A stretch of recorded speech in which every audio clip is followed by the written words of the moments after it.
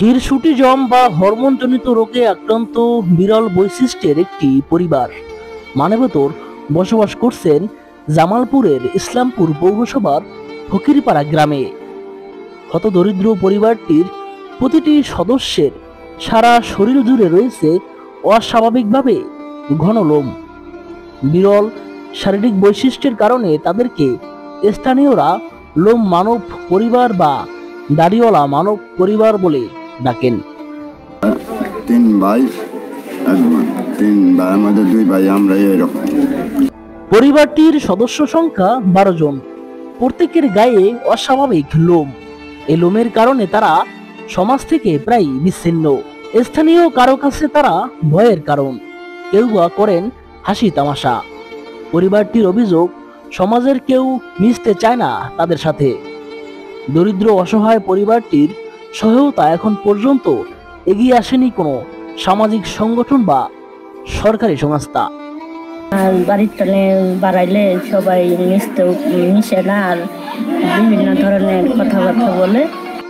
পরিবারের মেয়ে ছেলে উভয়ের শরীরে রয়েছে অস্বাভাবিক লোম, যা তাদের দৈনন্দিন জীবনের উপর প্রভাব ফেলে। মানবেতর জীবনযাপন যেন তাদের নিত্য সঙ্গী। সমাজের কৌতূহল আর কটুকথার আঘাতে তারা সাধারণ জীবনের স্বপ্ন দেখতে পারেন না।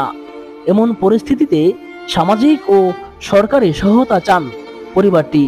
পরিবারের নারী সদস্য শিরিন আক্তার জানান, তার বিয়ে হয়েছিল, তার স্বামী তাকে দেখেন অবহেলার চোখে।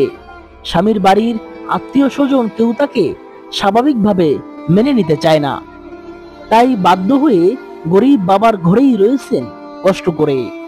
পরিবারের আরেক সদস্য বোলা হোসেন ক্ষোভ প্রকাশ করে জানান, বাইরে কোনো কাজে গেলে সবাই তাদেরকে এড়িয়ে চলে, অনেক সময় পাশে দাঁড়াতে পর্যন্ত দেয় না। ইসলামপুর পৌরসভার 1 নম্বর ওয়ার্ডের সাবেক কমিশনার দুলহাস মণ্ডল জানান, পরিবারটিতে অভাব অনটন সবসময় লেগেই থাকে।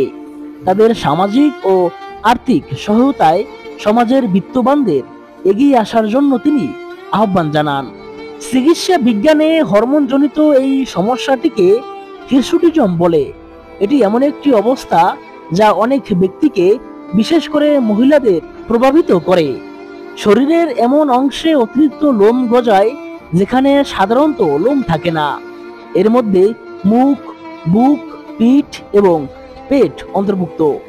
ইসলামপুর উপজেলার স্বাস্থ্য কর্মকর্তা ডক্টর এএম আবু তাহের বলেন, এটি হরমোনজনিত রোগ। যেহেতু বংশ পরস্পরায় হয়, তাই বিচলিত হবার কিছু নেই। সমাজের সবাই যদি তাদের পাশে দাঁড়ায়, তাহলে হয়তো এই পরিবারও ফিরে পাবে স্বাভাবিক জীবনের আলো।